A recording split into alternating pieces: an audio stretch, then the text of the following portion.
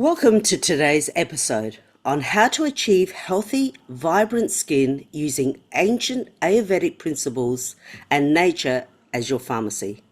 Amayra Morales is an Ayurvedic coach helping people understand why their skin is out of balance at the root cause. Welcome to Beyond Diagnosis, a podcast to raise your awareness, decisions, and voice for alternative practices so you can take back control of your health. I'm Rita Michele, your host, a mindset and empowerment coach, and the founder of the ONUS platform. Join me each week so you can create the health of your dreams. Welcome to the show, Amayra. It's a pleasure to have you here. Thank you, Rita. I'm so excited to be here and connecting with you and connecting with your tribe. Thank you so much. And skin is so important for everybody, isn't it? Because it is the first thing people see. So when your skin is out of balance, that affects people emotionally, physically, on so many levels. And I believe that you specialize in rosacea and you help mainly people with rosacea, but now helping people with various skin conditions. Can you tell our listeners, what is, for those who don't have rosacea, but maybe have the signs of it, but don't realize what it is, what is rosacea? What does it look like? And what do you do? Yeah, so with Ayurveda, we want to kind of challenge the notion that that rosacea is based on a skin condition, no? Because really it's something deeper within. It's just that it's manifested in the skin. So first of all, when I went to my Ayurvedic doctor and I was explaining that I've got all these, skin issues, he said, it's not a skin issue. There's something deeper happening within, no? And in the West, we're so used to like going for the topical, the ointments, the creams, the lasers and the facials and stuff. And none of that worked for me. And it wasn't until I actually ended up in India and did his detox. And he said to me, you will definitely understand the connection between the gut and the skin, no? Because once we start like looking at a low inflammation diet, low histamine, we start doing a diet that is in accordance with your unique constitution, no? Because everybody's different, no? So what may work for you, Rita, may not necessarily work for me. So Exactly. Mm. once I did this beautiful detox with him, I started to sleep better. My skin started to clear up. I started to have more energy. So all these kind of things just started happening. And when I was banging my head against the wall in Sydney with all these doctor's appointments and dermatologists, none of them actually even asked me like, hey, what's your sleep like? Hey, what are your stress levels like? Hey, what's going on with your gut? No. So it wasn't until I discovered this beautiful medicine of Ayurveda that I was like, okay, so it isn't a skin condition. It's inflammation in the body that is just manifesting kind of on the surface of the skin. So that's kind of the essence of rosacea, no? Some of it is treated as a genetic thing. So maybe if down the line, some family Mm. members had it, then you're Mm. most likely Mm. to have it. But something that's really interesting, Rita, is that I'm working with women who are into the perimenopause stage of life. And this now, there's been a lot of studies finding the connection between perimenopause and rosacea as well, which is super interesting, no? Because the That's hormonal interesting. changes and everything else, no? So now we're noticing this wave of rosacea coming up as during the perimenopause stage of life. Well, that's really interesting to see, to hear the connection between the hormones and the skin. And I really love that approach that it is, the skin is an expression of what's happening inside of us.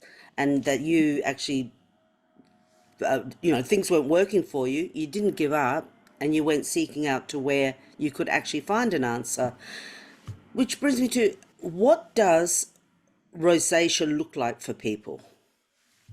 Yeah, so rosacea actually has four subtypes, no? So at the beginning stage, and the notion is to get it when it's kind of at the first stage, no? Because otherwise it's just going to progress. So the first stage is you get mild flushing and maybe like some broken capillaries. And then the second stage is actually like a lot more flushing, broken capillaries, and maybe acne-like kind of pimples almost. No, and Mm. they usually happen around the cheek. Sometimes you see them around the forehead or the chin. So it just depends. No, so that's the second one. And then the third subtype, and I'm not sure if you've seen it, but a lot of this was associated with people drinking alcohol. Is like when the nose kind of has this red, kind of inflamed, and it has like a thick layer kind of on top of the skin of the nose. That's the kind of the third stage. And then the fourth stage is actually ocular rosacea. So this normally happens on the sclera of the eyes, and the eyes become really irritated, very inflamed, very dry, itchy, no? So those are the kind of the four stages, no? So that's why when I work with women, I really would love them to just come and work with a professional, no, once it's at the stage one, no? Otherwise, you're just going to keep going and going. And sometimes women just say, I'm just going to put some makeup on and cover it up, but that's actually not getting to the root cause, no? You're just putting a band-aid, solution on your skin. That's it. That's it. And that's what we want people to really start understanding, that topical gives relief, but Mhm. it's not the answer for what you're going through. It always is from inside out.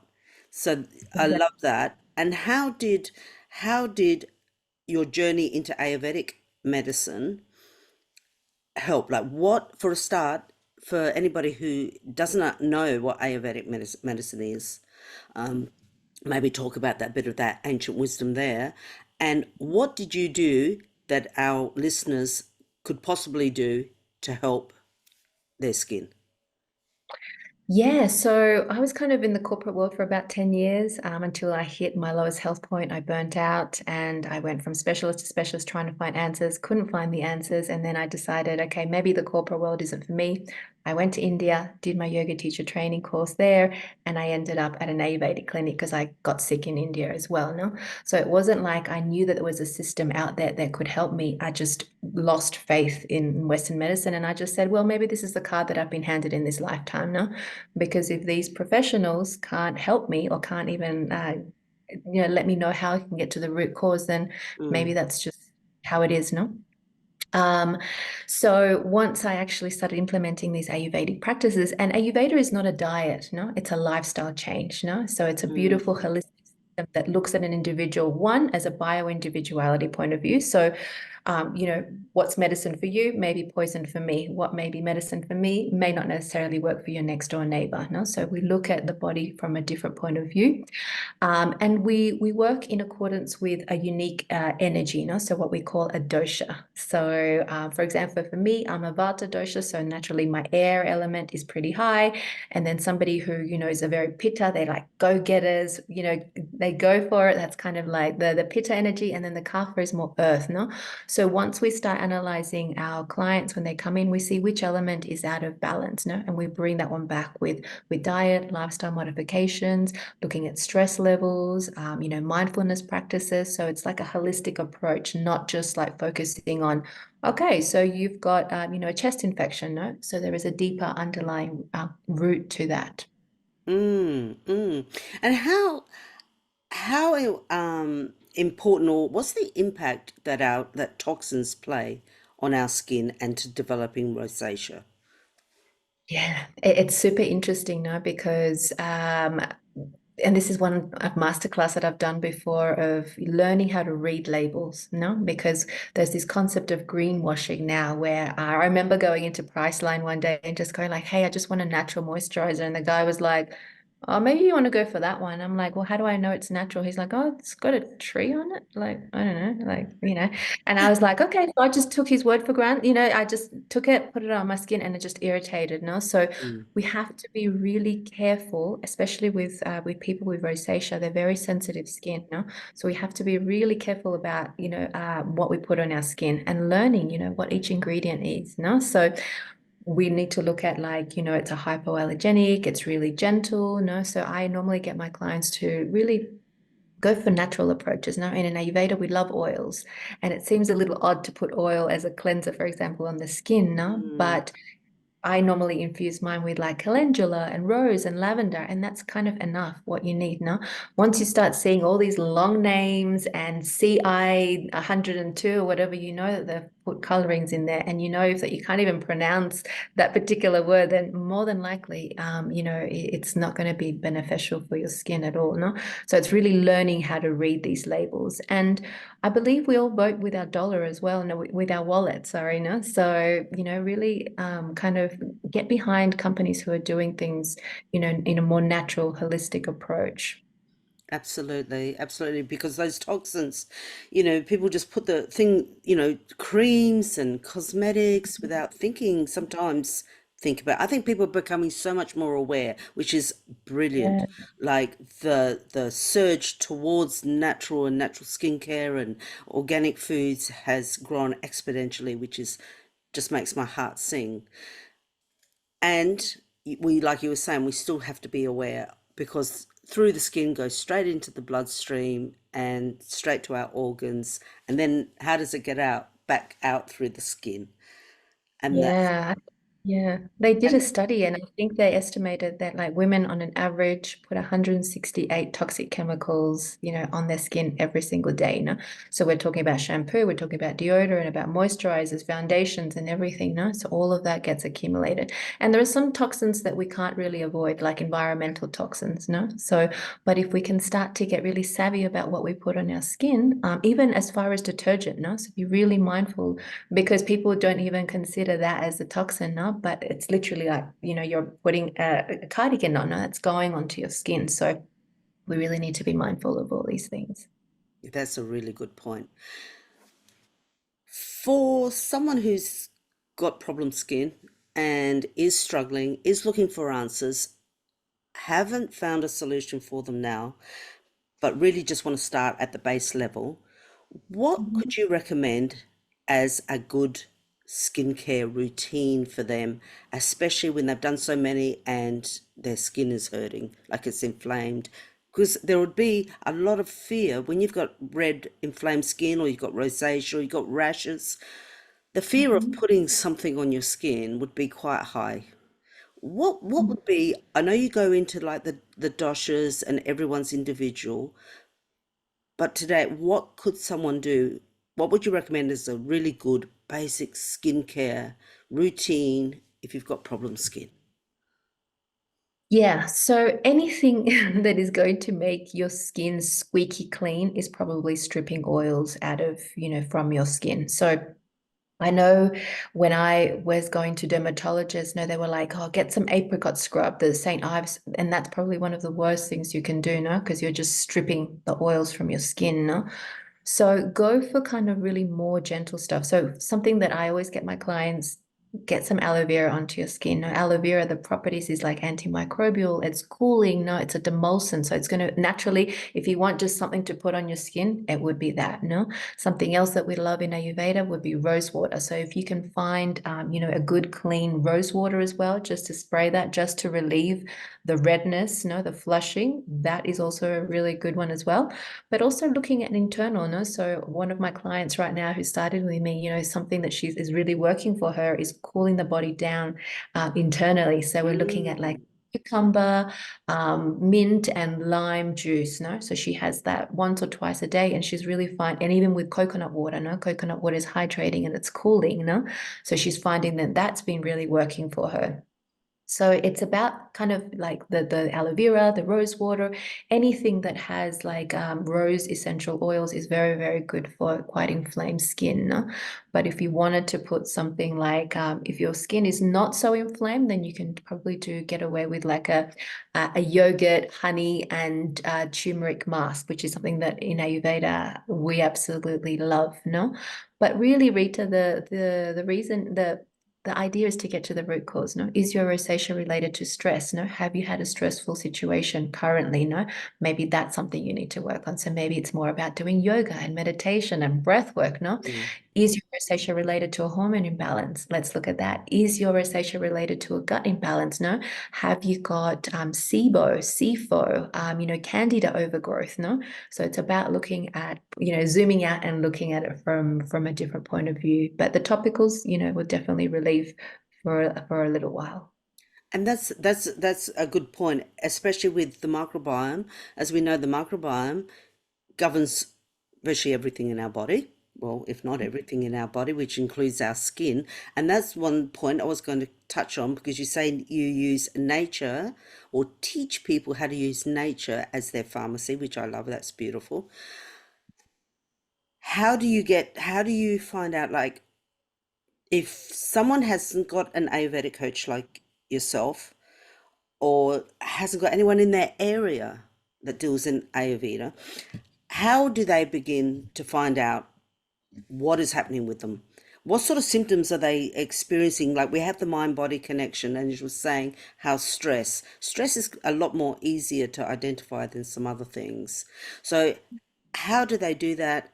And what do you do to find out if they have those complications of SIBO, a candida? Do you do testing, or is it through Ayurveda that you find that out?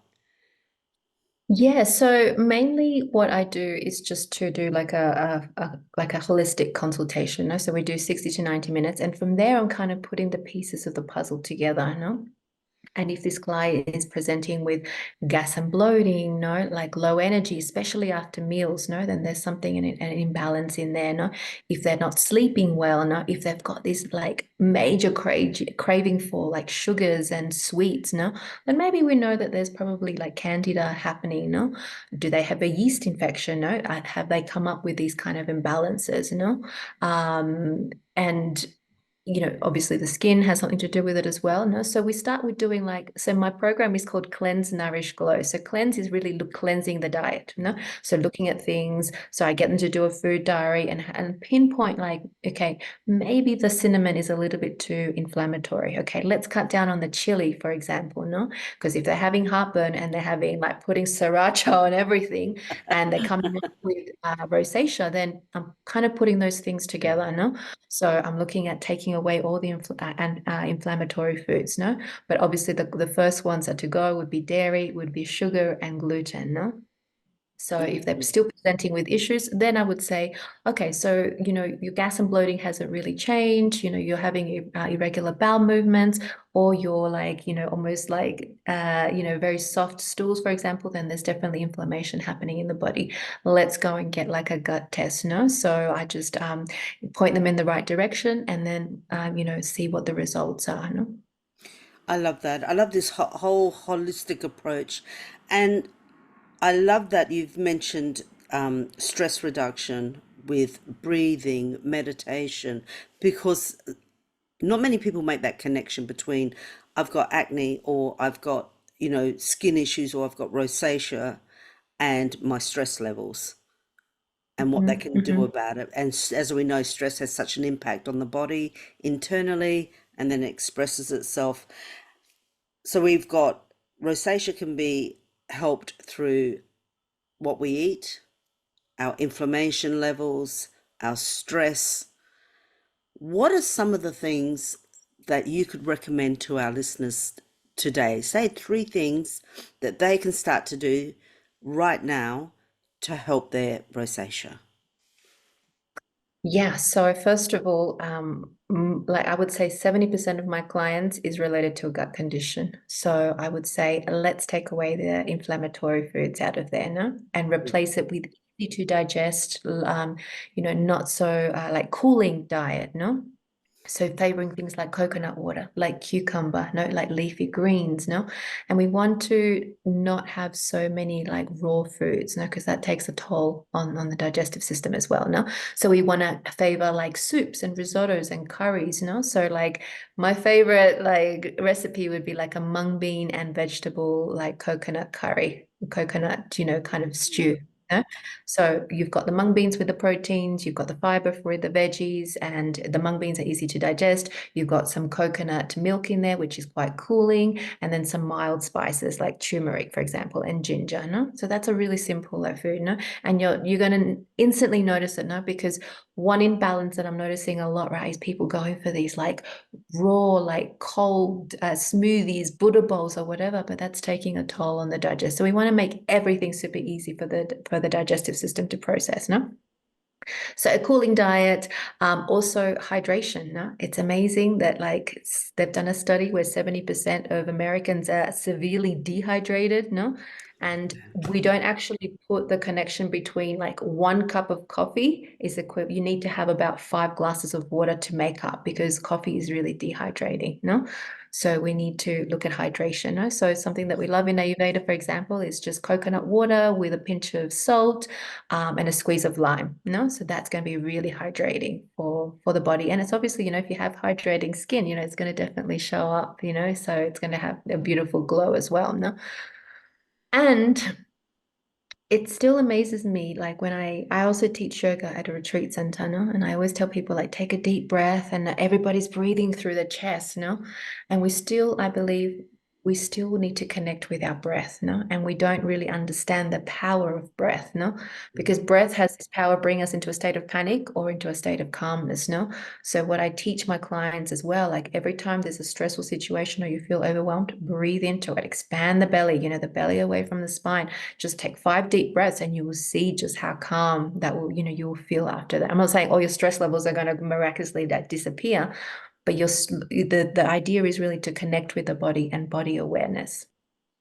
Beautiful, beautiful. I love that. Obviously, helping the skin helps every other area of your life. It helps your nervous system, helps your digestive system. It helps you, it would obviously then help your mood. It's such a holistic approach. And obviously, the expression does come through the skin. They are Mhm. such great points for anybody who is suffering from rosacea or any skin condition to understand that to slow down, have a look at what you're eating, check what you're putting on your skin, check your skin, your stress levels. So, what message would you like to leave our listeners with today? I think for me, and I can definitely relate this to my story, is that I didn't listen to the whispers of the universe, no? So I didn't listen to the gut issues that I was having. I didn't listen to like my hair falling out. I just thought that because nobody else would speak to about it, no? And I went to my doctor and my doctor was like, yeah, that's okay to have like one bowel movement a week. And I was like, oh, okay, well, my doctor said that's fine. That should be fine, no? So it's really tuning in with your body and saying, okay, if my hair's falling out, why is that? No? Is it the shampoo that I'm using? Is it my stress? No. So I didn't listen to the small whispers until like boom, the universe like gave me a big slap across the face and said, I'm sending you to hospital because you haven't listened to me up to now. No.